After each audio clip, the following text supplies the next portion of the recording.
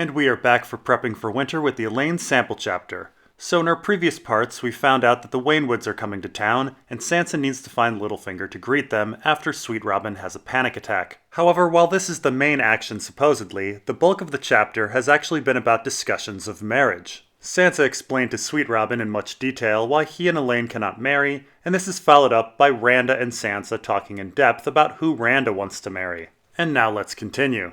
"Those Sistermen who came yesterday were gallant," she said to change the subject. "If you don't like Sir Ossifer or Sir Other, marry one of them instead. I thought the youngest one was very handsome." "The one in the sealskin cloak," Randa said, incredulous. "One of his brothers, then." Miranda rolled her eyes. "They're from the Sisters. Did you ever know a Sistermen who could joust? They clean their swords with codfish oil and wash in tubs with cold seawater." "Well," Alayne said, "at least they're clean?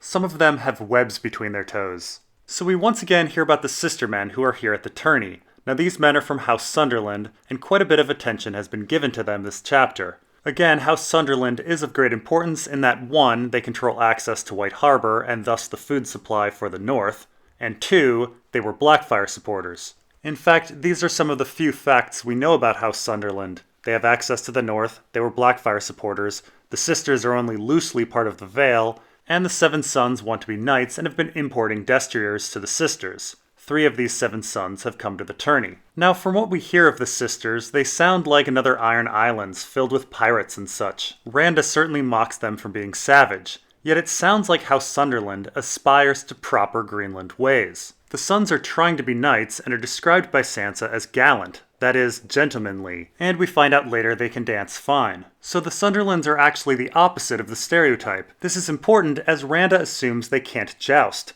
I'm betting they've been practicing with those imported destriers, and it will be a big surprise that they are quite good. If Littlefinger invited them to lose to competitors he actually wants as hostages, he may be in for an unpleasant surprise. Now it should be noted that Sistermen suffer from a genetic disorder called syndactyly. Whether it be hair color, eye color, telepathic ability, the ability to ride dragons, or feudal succession, our author is very concerned with heredity. This is yet another reminder. Now Randa seems to reject the prospect of marrying a Sunderland, despite them being gallant and handsome. Randa's excuse is rather weak and amounts to simple prejudicial slurs about Sistermen. Of course, Randa's previous marriage was to a very old man, and her biggest complaint was that he didn't impregnate her. That is, give her a child that could potentially inherit lands. Randa seems to have no actual interest in the quality of a man himself. After all, Randa has shown interest in marrying Harry the Heir, Littlefinger, and Lynn Corbray. 3 men that have nothing in common other than power and would be considerably bad husbands, all things considered. Harry the Heir having a couple bastards and being a complete jerk,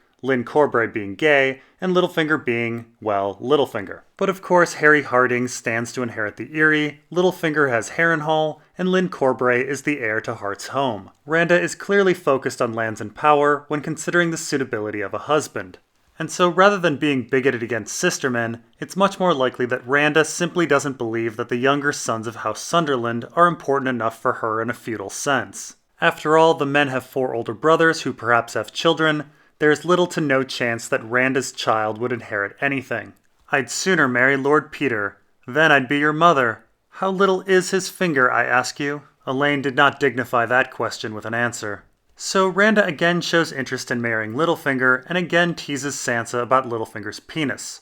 The two had a very similar exchange in Alayne 2, A Feast for Crows. In that chapter, Sansa became quite awkward and blushed, but here Sansa seems to have become used to Randa's questions. Now, the last time Randa asked about Littlefinger's penis, it was among a long list of topics that got into Littlefinger's scheming and likely outed who Sansa really was. Randa talked about Lionel Corbray's wedding, the state of war in the Seven Kingdoms, the new High Septon, Jon Snow as Lord Commander, Harry the Heir, Marillion, Maya Stone and Lothar Brune, and Littlefinger's penis. Now Randa's questioning about whether or not Sansa has seen Littlefinger's dick seems to reveal that Randa suspects a romance between Littlefinger and Sansa. She is gauging Sansa's reaction to the topic. After all, if we accept that Randa has figured out that Sansa is Sansa, and that Lysa was murdered, the why of everything must be still perplexing. Why is Littlefinger helping Sansa, and why is Sansa going along with everything, including the murder of her own aunt? The actual truth, that is, Sansa is grateful to Littlefinger for rescuing her from Joffrey, and Sansa is a weird proxy for Cat in Littlefinger's mind, is all a bit difficult to uncover. A romance between Sansa and Littlefinger would be a far simpler answer. Lady Waynwood will be here soon, with her sons. Is that a promise or a threat? Miranda said. The first Lady Waynwood must have been a mare, I think. How else to explain why all the Waynwood men are horse-faced? If I were ever to wed a Waynwood, he would have to swear a vow to don his helm whenever he wished to fuck me, and keep the visor closed. So here Sansa asks if Randa would like to marry a Waynwood. Now I will say, this is a very, very interesting question. The Waynwoods are a fascinating house with many important connections. And of course, the action of this chapter is about greeting the Waynwoods, with Sweet Robin and Littlefinger unable to greet them. Sweet Robin has a panic attack because of Maya Stone, who works for Randa, and Littlefinger is not found by Sansa because of all of Randa's yapping. In the end, it's Randa who ends up greeting the Waynwoods.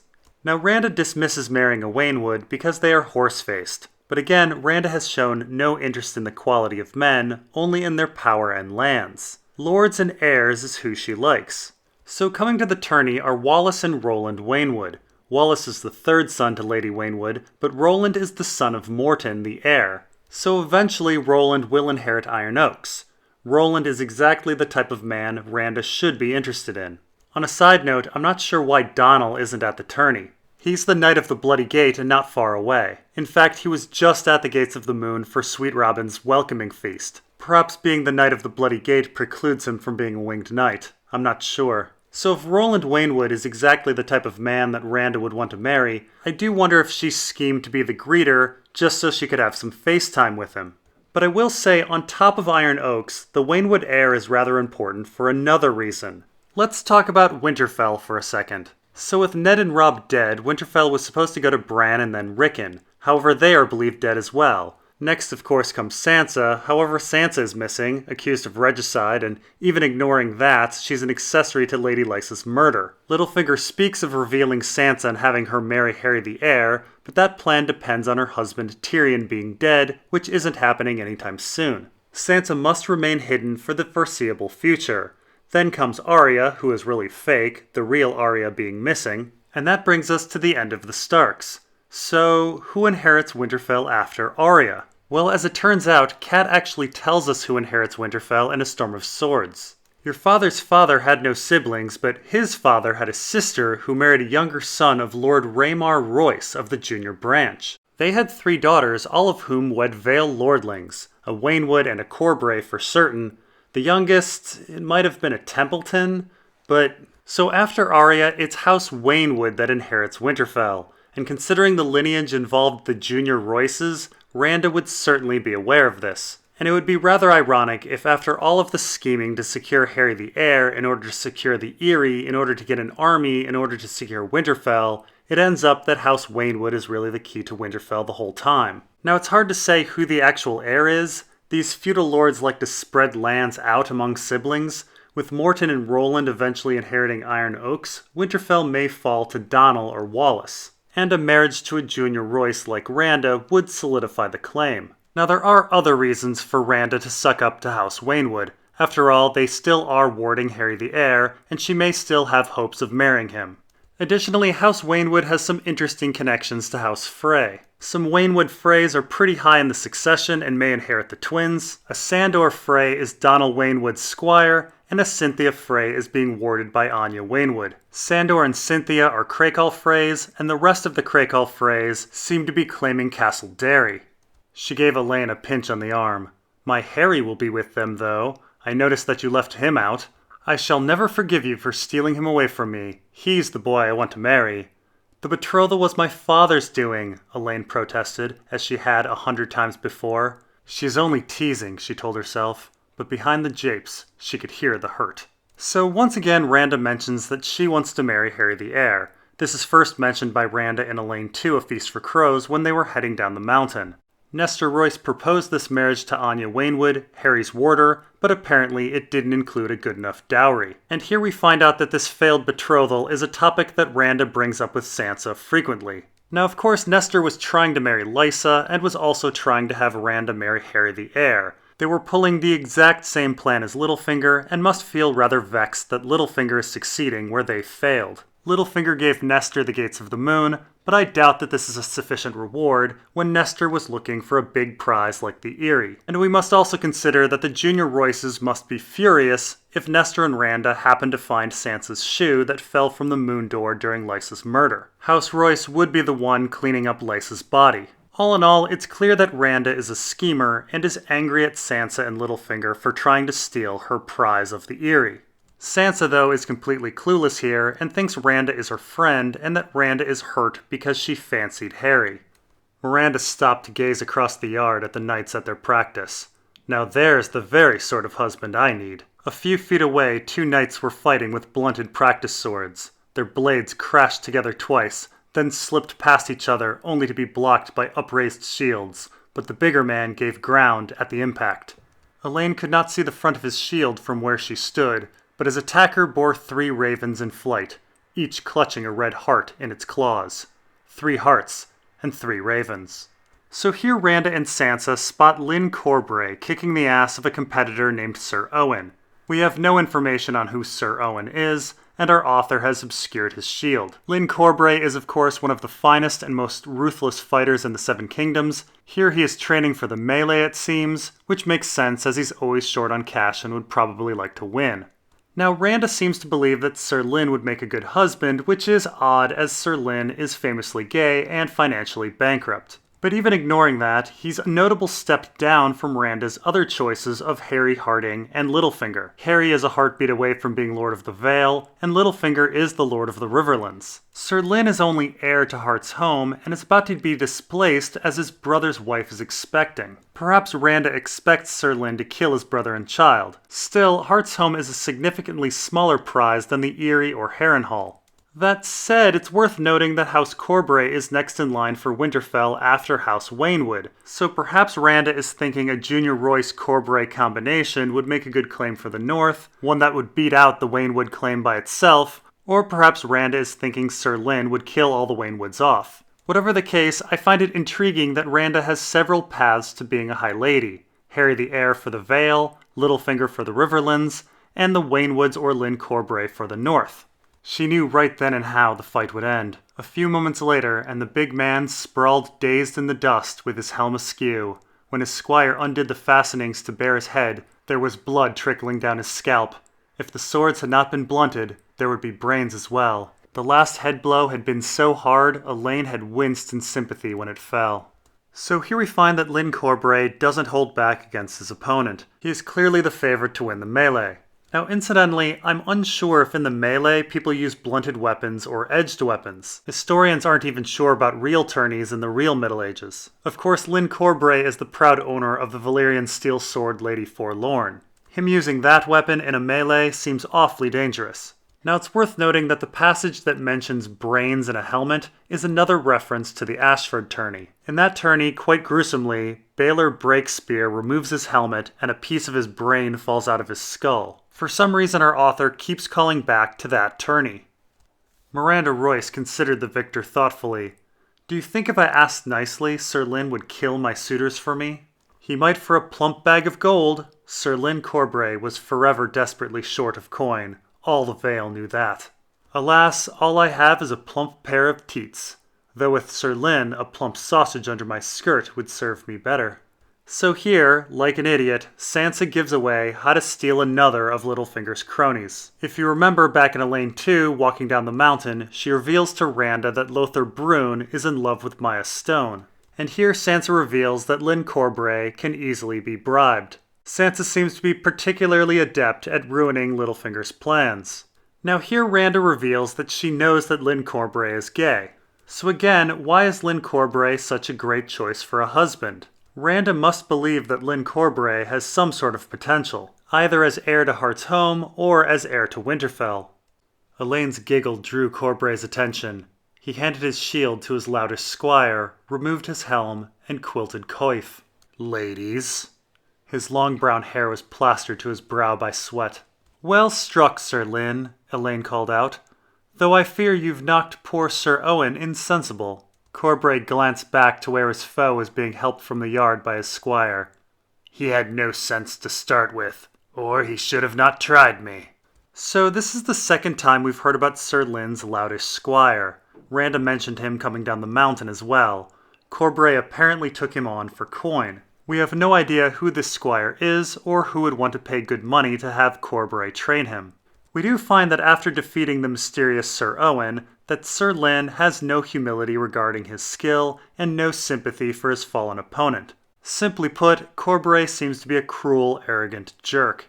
There is truth in that, Alayne thought, but some demon of mischief was in her that morning, so she gave Sir Lynn a thrust of her own. Smiling sweetly, she said, "My lord father tells me your brother's new wife is with child." Corbray gave her a dark look. "Lionel sends his regrets. He remains at Heart's home, with his peddler's daughter, watching her belly swell as if he were the first man who ever got a wench pregnant." So here in a moment of mischief, Sansa decides to taunt Sir Lynn about his brother, Sir Lionel. The two brothers seem to dislike each other quite a bit. During Robert's rebellion, Lynn picked up his father's blade and kept fighting while Lionel took his injured father from the front lines. Lynn got to keep Lady Forlorn, while Lionel inherited Heart's home and the family's wealth. Lionel still feels cheated out of his sword though, while Lynn desires lands. So Sansa is mocking Lynn here and mentioning his brother's wife and future child. Lynn won't be getting Heart's home. Interestingly, while Sansa's taunt is veiled behind courtesy, Lynn is actually quite honest and direct in his dislike of his sister-in-law and her pregnancy. Oh, that's an open wound, thought Alayne. Lionel Corbray's first wife had given him nothing but a frail, sickly babe who died in infancy, and during all those years, Sir Lynn had remained his brother's heir. When the poor woman finally died, however, Peter Baelish had stepped in and brokered a new marriage for Lord Corbray. The second Lady Corbray was 16, the daughter of a wealthy Gultan merchant, but she had come with an immense dowry, and men said she was a tall, strapping, healthy girl with big breasts and good wide hips, and fertile too, it seems. So Sansa tells a long story about why she thinks Lynn should be angry. Lynn was heir to Heart's home, and now he's not. The thing is, this story doesn't really make too much sense. Yes, Lynn is no longer going to be heir, but Lynn really had little hope of inheriting Heart's home to begin with. Or if he did, it would be in his old age. Lionel is still the lord, and as Lynn's brother, he's likely only a few years older than Lynn. Lynn would have to wait decades until his brother died in order to inherit the lands. So I'm not sure I buy Sansa's reasoning here. Lynn may have simply not liked the marriage because his brother was marrying a merchant's daughter. He brought shame upon House Corbray. Alayne could not help herself. She smiled and said, "My father is always pleased to be of service to one of Lord Robert's leal bannermen. I'm sure he would be most delighted to help broker a marriage for you as well, Sir Lynn." "How kind of him." Corbray's lips drew back in something that might have been meant as a smile, though it gave Alayne a chill. "But what need have I for heirs when I am landless, and like to remain so thanks to our Lord Protector? No, tell your father I need none of his broodmares." So here Lynn does seem to blame Littlefinger for him being landless. So at first glance it seems Sansa's story is correct and Lynn hoped to get Heart's home. But we should remember that Lynn was one of Lysa's suitors. In fact, Littlefinger specifically said that Lynn hates him for marrying Lysa and ruining his chances of securing the Eyrie. The venom in his voice was so thick that for a moment she almost forgot that Lynn Corbray was actually her father's catspaw, bought and paid for. Or was he? Perhaps instead of being Peter's man pretending to be Peter's foe, he was actually his foe pretending to be his man pretending to be his foe. And here Sansa questions whether or not Lynn is really Littlefinger's man, which is certainly a fair question to ask. Let's keep in mind that even though Littlefinger claims Sir Lynn has simple tastes, gold and boys and killing, Lynn was actually pretty ambitious in trying to marry Lysa. He wanted the Eyrie. And just as with ambitious Nestor Royce, who was also seeking Lysa and has been seemingly placated by Littlefinger, we should ask if Littlefinger's rewards for Lynn are sufficient enough. After all, Lynn seems to be a very direct man and is clearly expressing a dislike for Littlefinger. It certainly doesn't seem like an act, and Littlefinger admits that Lynn doesn't like him. It seems a safe bet that Sir Lynn would turn on Littlefinger the minute a better deal came around. I also wonder what will happen if and when Lynn ends up winning a good deal of money in this melee. Will he feel that he doesn't need Littlefinger's bribes anymore? Will the sum of money be liberating for him? And this is a good place to stop. We will continue on with the Alayne chapter in part 5.